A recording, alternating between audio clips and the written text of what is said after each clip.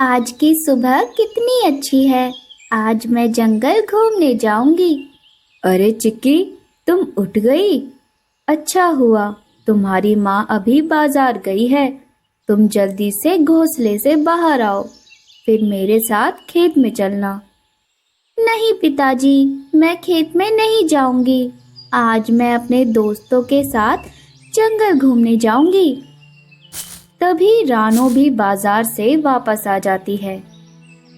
चिक्की, आज मेरी तबीयत थोड़ी ठीक नहीं है बेटा।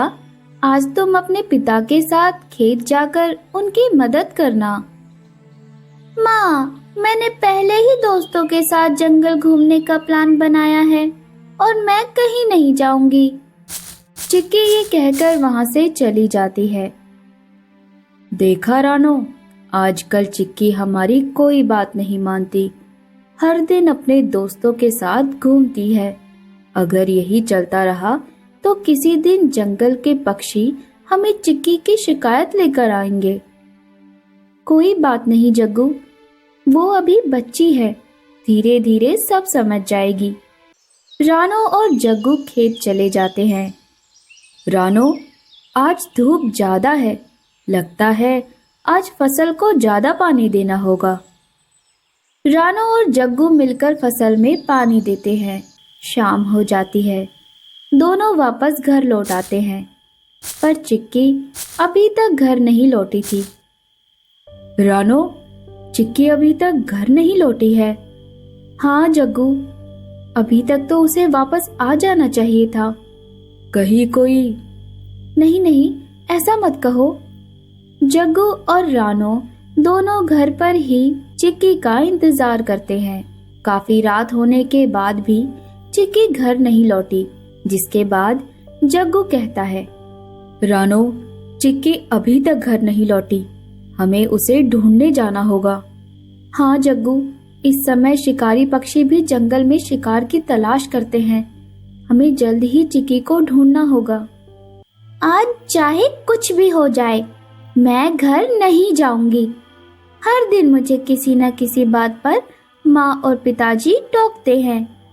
अगर मैं कुछ दिन घर नहीं जाऊंगी तो अपने आप समझ जाएंगे, पर मुझे कुछ दिन कहीं रहने की जगह तलाश करनी होगी। चिक्की अपने रहने की जगह तलाश करती है तो उसे एक घोंसला नजर आता है। अरे हाँ, ये रहा घोंसला। इस समय यहाँ कोई नहीं है, इसका मतलब ये घोंसला बिल्कुल सही है। चिक्की कुछ घास से अपने आप को ढककर वहीं सो जाती है। रानो और जग्गू चिक्की की तलाश करते हैं। रानो और जग्गू जानू मौसी के घर जाते हैं।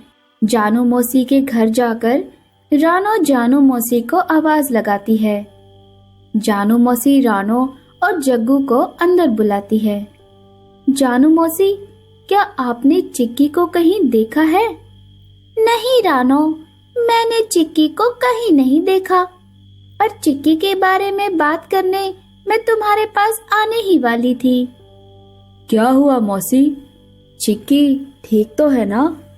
बस तुम लोगों के इसी लाड़ प्यार ने उसे बिगाड़ रखा है।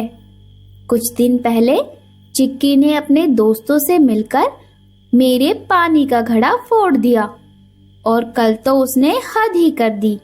हरियाली जब अपने घर की छत ठीक कर रही थी तो चिक्की और उसके बदमाश दोस्तों ने हरियाली को डाल से धक्का दे दिया। अगर चिक्की इसी तरह करती रही तो जंगल के पक्षी इस बात पर राजा जी के पास जा सकते हैं। मौसी, मैं आगे से चिक्की को समझाऊंगी कि अब वो ऐसा ना करे।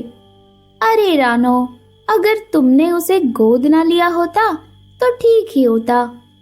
तुम्हारे अच्छे स्वभाव के कारण जंगल के बहुत से पक्षी चिक्की की हरकतों को नजरअंदाज करते हैं। आप तो जानती है ना मौसी, मैं कभी माँ नहीं बन सकती, इसीलिए मैंने कालू भैया के जाने के बाद चिक्की को अपने बच्चे की तरह पाला है। हमें जल्दी से चिक्की को ढूंढना होगा। शिकारी पक्षी के आने का समय हो गया है। रानो और जग्गू वहां से उड़ जाते हैं। रात के समय में जंगल में कोई भी पक्षी नजर नहीं आ रहा था। रानो और जग्गू थककर घर चले जाते हैं। रानो, लगता है चिक्की। नहीं नहीं जग्गू, ऐसा मत कहो, हमारी चिक्की हमें जल्दी मिल जाएगी। रात गहरी होते ही चिक्की को घोंसले में किसी के होने का आभास हुआ। वह किसी और का घोंसला नहीं, बल्कि गिद्ध झालू का घोंसला था। झालू उस समय शिकार की तलाश में जंगल गया था। चिक्की घास में ही थी, पर झालू की नजर उस पर नहीं पड़ी। आज वो दोनों मेरे हाथ से बच गए। आज भी मैं भूखे पेट बिना किसी शिकार के लौट आया, लेकिन जल्दी ही मैं उन्हें पकड़कर अपना भोजन बनाऊंगा। हे भगवान, ये मैं कहाँ फंस गई? ये तो झालू का घोंसला है। मुझे इसी तरह चुपचाप यहाँ रहना होगा। अगर झालू को मेरे होने का आभास हुआ तो ये मुझे यहीं खा जाएगा। इतने दिनों से उस रानो और जग्गू को पकड़ने की कोशिश कर रहा हूँ। हर बार वो लोग मेरे हाथ से बचकर निकल जाते हैं, पर इस बार नहीं। कल जब दोनों खेत की तरफ जा रहे होंगे, तभी दोनों को रास्ते में रोककर वहीं दबोच लूंगा। अरे ये क्या? ये तो माँ पिताजी की बात कर रहा है।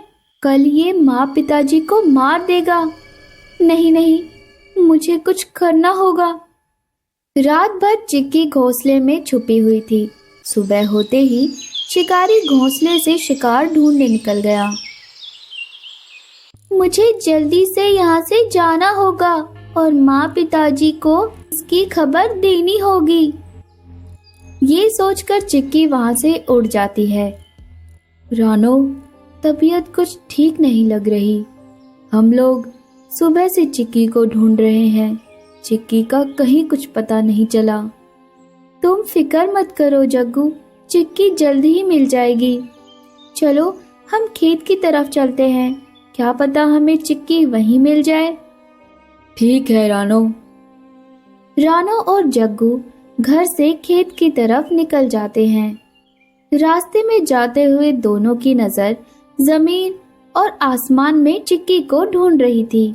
दोनों खेत पहुंच जाते हैं। रानो, यहाँ भी चिक्की नहीं है, हम क्या करें? रानो और जग्गू को देख झालू भी वहीं आ जाता है और कहता है, अरे तुम किसे ढूंढ रही हो चालाक चिड़िया?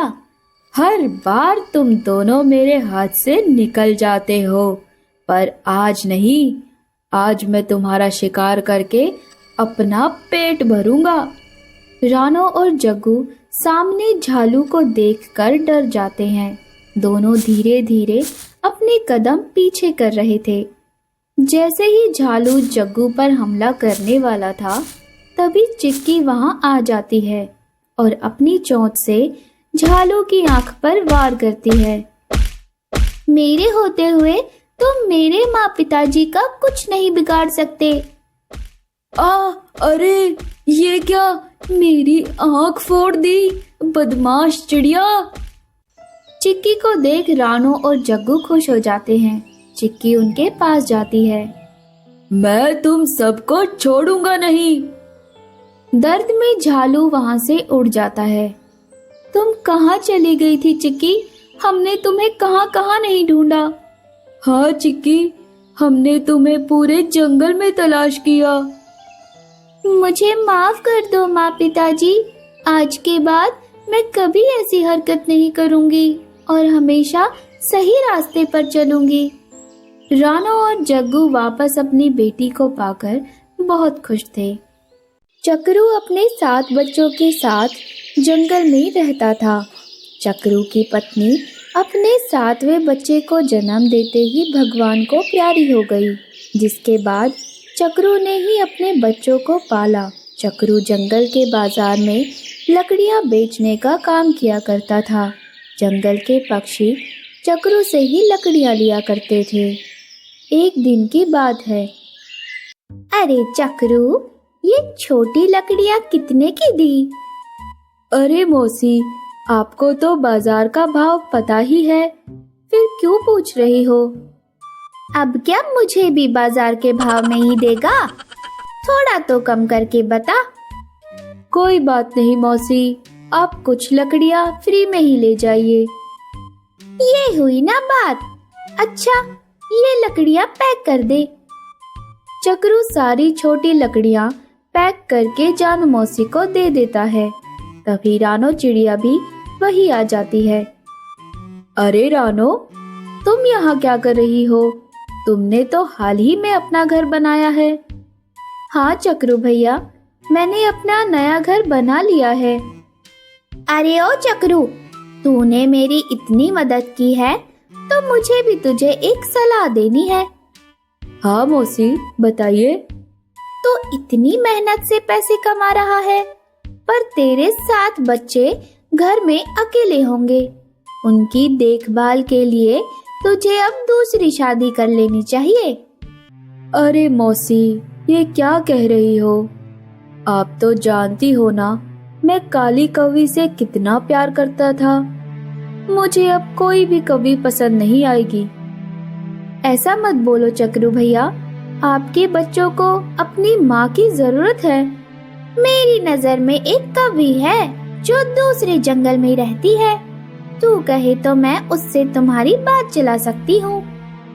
ठीक है मौसी, जैसा आप लोगों को ठीक लगे। रानो और जानू मौसी वहाँ से चले जाते हैं। कुछ दिन बाद चक्रू की शादी दूसरे जंगल की चमकी के साथ हो जाती है। सभी पक्षी चक्रू की शादी में शामिल होते हैं। पापा, क्या ये हमारी माँ है? हाँ कोका, ये तुम्हारी नई माँ है। आज से यही तुम्हारा ख्याल रखेगी। सातों बच्चे अपनी नई माँ को देखकर बहुत खुश थे, लेकिन चमकी के दिमाग में कुछ और ही चल रहा था। अगले दिन, चमकी, मैं बाजार जा रहा हूँ, तुम बच्चों का ख्याल रखना। हाँ चक्रू जी, मैं सभी का अच्छे से ख्याल रखूंगी। आप बेफिक्र होकर काम पर जाइए। चक्रू वहाँ से बाजार के लिए उड़ जाता है। थोड़ी देर बाद चमकी चीकू को कहती है, अरे ओ चीकू, जाओ और मेरे लिए अंगूर लेकर आओ। पर माँ, अंगूर का पेड़ तो बहुत दूर है। हाँ तो क्या हुआ? तुम्हारी माँ ने तुम्हें दूर तक जाना नहीं सिखाया? चलो, आज मैं तुम्हें दूर तक जाना सिखाती हूँ। जाओ और मेरे लिए वो अंगूर लेकर आओ।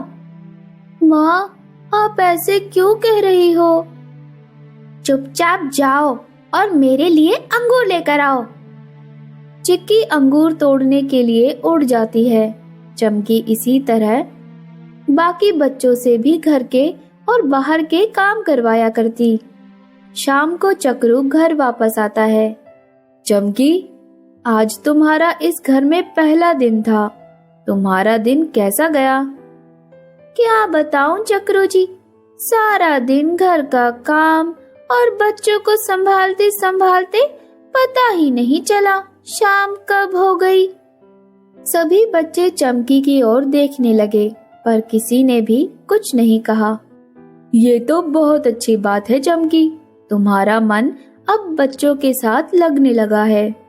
अरे, चिक्की कहीं नहीं दिखाई दे रही। चिक्की कहाँ है? तभी चिक्की अंगूर लिए अंदर आती है। अरे चिक्की, ये तुमने क्या हालत बना रखी है खुद की? चिक्की कुछ कह पाती इससे पहले चमकी ने कहा, ये क्या चिक्की, तुमने तो कहा था बस थोड़ी ही देर बाहर खेलोगी। ये क्या, तुम तो पूरी मिट्टी अपने ऊपर लगा कर आई हो। ऐसे कौन खेलता है भला? तुम ये अंगूर कहाँ से लाई हो? आसपास तो कोई भी अंगूर का पेड़ नहीं है। चिक्की समझ गई चमकी झूठ बोल रही है। अपनी नई माँ का दिल ना दुखाते हुए चिक्की ने कहा, कुछ नहीं पापा, ये अंगूर मेरी दोस्त ने दिए हैं। उसी के साथ खेलते हुए मुझे मिट्टी लग गई। चलो, बहुत हुई बातें, जाओ और जल्दी से नहा कर आओ। मैंने सभी के लिए खाना बनाया है। रात को सभी खाना खाकर सो जाते हैं। सुबह होती है और चक्रू वापस बाजार चला जाता है। चमकी हर रोज बच्चों से काम करवाती और उन्हें आराम का मौका तक नहीं देती। समय गुजरा, सर्दियां आने वाली थी। सभी पक्षियों ने अपने घर में अनाज की व्यवस्था कर ली और घर में लकड़ियां भी इकट्ठा कर ली।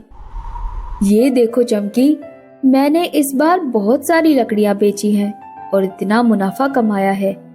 इस साल की सर्दियों में हमें अनाज की कोई कमी नहीं होगी। पापा, मुझे इस सर्दियों में वही स्कार्फ चाहिए जो आपने पिछली बार मुझे नहीं दिलाया था। हाँ पापा, मुझे भी वैसा ही स्कार्फ चाहिए। पापा, वैसा ही स्कार्फ जैकी के पास भी है। सुना है वो बहुत गर्म रहता है, उसे पहनकर हमें सर्दी नहीं लगेगी। ठीक है बच्चों, मैं तुम सबके लिए वही स्कार्फ लेकर आऊंगा। आप भी क्या बच्चों की बातों में आ रहे हो? इस बार मुझे वो महंगा वाला शॉल दिलवा देते। बच्चों के लिए तो मैंने पहले से ही गर्म रजाइयां मंगवाई हुई हैं। आप उनकी फिक्र ना करें। देखा बच्चों, तुम्हारी माँ ने तुम्हारे लिए पहले ही सर्दियों का इंतजाम किया है। ठीक है चमकी, मैं शाम को आते वक्त तुम्हारे लिए वो शॉल ले आऊंगा। बर्फ धीरे धीरे ज्यादा बढ़ने लगी थी। चारों तरफ बर्फ की चादर बिछी हुई थी। शाम को चक्रू शॉल लेकर घर जल्दी आ जाता है। दरवाजे पर खड़ा हो जाता है जहां बच्चे पहले से बिना किसी गर्म कपड़े के खड़े हुए थे। अरे बच्चों, तुम लोग यहाँ इतनी ठंड में कैसे खड़े हो? अपने पिता को देख सभी बच्चों का सब्र का बांध टूट गया। पापा, माँ ने हमें घर से बाहर निकाल दिया। क्या? चिक्की चक्रू को सारी बात बताती है, जिसके बाद चक्रू अंदर जाता है। अरे चक्रू जी, आप आ गए। देखिए ना, ये बच्चे भी जिद करने लगे। आपके पास जाना है तो मैंने इन्हें कहा बाहर बहुत ठंड है, कहीं मत जाओ, पर इनकी जिद के आगे मैं क्या ही बोलती। चुप रहो चमकी, तुमने इतने समय तक मेरे बच्चों को परेशान किया। आज मुझे सब कुछ पता चल चुका है। निकल जाओ मेरे घर से। अच्छा, तो पता चल गया। रहो तुम अपने इन 7 शैतान बच्चों के साथ, मैं तो चली। चमकी वहां से उड़ जाती है, जिसके बाद चक्रू अपने 7 बच्चों के साथ वापस हंसी खुशी रहने लगता है।